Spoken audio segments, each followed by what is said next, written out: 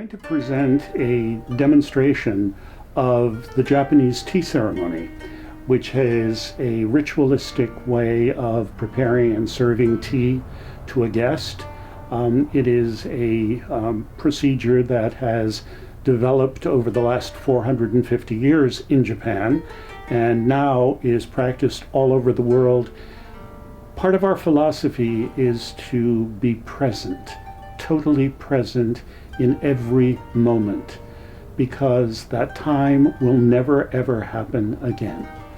And so we work to establish an atmosphere in the room where people feel comfortable, they feel relaxed, they feel centered, and I can prepare and share a bowl of tea with them.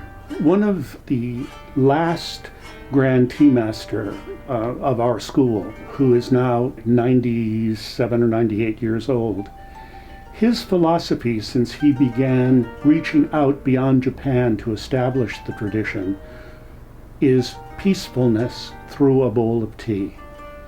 And he kind of sees in the green tea that we serve a vision of the world at peace.